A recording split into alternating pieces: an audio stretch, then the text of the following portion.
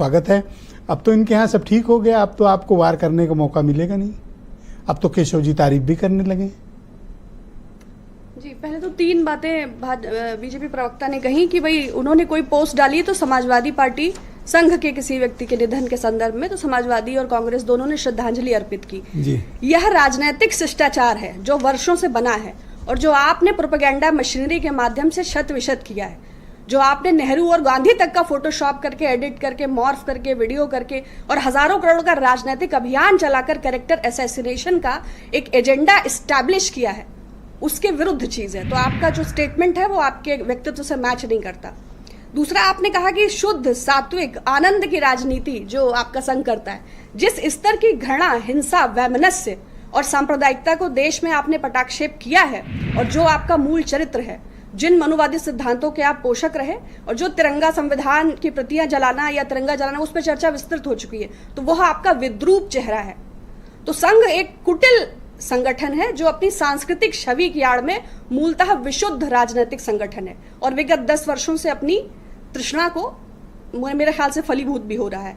तीसरा, आपने एक और भी राजनीतिक अध्ययन का विषय है, आपने इन्हीं पर शोध करती रही? नहीं, बिल्कुल नहीं। 3 स्टेटमेंट इंपॉर्टेंट थे। हाँ। आपने कहा अब फिर उस पे आइए कैसे? बिल्कुल आपके विषय पे आ रहे हैं। तीसरा, उन्होंने बोला कि इतिहास के अनर्गल अध्ययन के फलस्वरूप लोग संघ को कह रहे हैं। मुझे लगता है कि संघ को इतिहास का मूल अध्ययन करना चाहिए और जो ये व्हाट्सएप यूनिवर्सिटी के माध्यम से अध्ययन संघ के प्रचारक विचारक करते हैं और धरातल प्रतिस्थापित करते हैं, उससे आप दूरी बनाएं। तो चूंकि आपने 3 बात, दूसरा आपका मूल प्रश्न है अब इनके यहाँ ठीक है समन्वय बैठक को लेकर। आपका कहना है कि मूल विषय आपका है कि संघ की समन्वय बैठक। तो देखिए, संघ जो है मात्र संगठन है, संघ से निकली बीजेपी है। संघ हमेशा से एजेंडा मशीनरी रहा है। जब जयप्रकाश जी आए तो वो उनके पीछे खड़ा हो गया, जब राजीव गांधी जी का विरोध हुआ तो वीपी सिंह जी के पीछे खड़ा हो गया।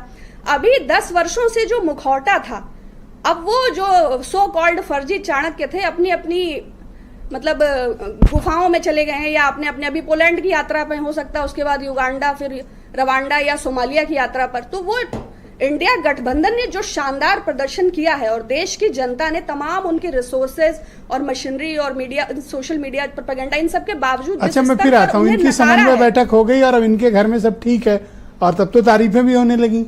नहीं, अब तो कोई परेशानी नहीं है। संघ ने 2024 के चुनाव के पहले भी धरातल पर इस बात का पूर्ण अनुमान ले लिया था कि इंडिया गठबंधन की स्थिति बहुत मजबूत है और ये जो ओवर कॉन्फिडेंस था श्रीमान अमित शाह जी का और श्रीमान नरेंद्र मोदी जी का, वो धराशायी होने वाला है। और संघ ने इसकी चेतावनी भी दी थी और उनका ओवर कॉन्फिडेंस था जो आप लोगों ने भी दिखाया होगा कि वो मीटिंग्स में उन्होंने वेट कराया, भागवत जी के कुछ स्टेटमेंट्स। तो अब जो ये समन्वय बैठक है, एक्चुअली ये शॉक एब्जॉर्बर है। जो ताबड़तोड़ हारे, क्या ये 10 के उपचुनाव, क्या झारखंड में देखिए बनवासी संगठन सक्रिय हो गया है, महाराष्ट्र के विदर्भ में और मराठावाड़ा में संघ का सक्रिय हो गया है और भी तमाम हिस्सों में। अब जो ताबड़तोड़ हारने आने वाली हैं, जो 56 इंच समट के 6 इंच हो गया है, जो ध्वस्त हो गया है वो चेहरा जिसको 10 साल से खड़ा किया था, उसके डैमेज कंट्रोल के लिए अब ये समन्वय बैठक और धरातल पर संघ की सक्रियता, ये बस जो आप बराबर ड्रिल करने की और जो हम आंसर करने की कोशिश कर रहे हैं। बहुत शुक्रिया आपका। जी। मैं ब्रजेश शुक्ला जी को आमंत्रित कर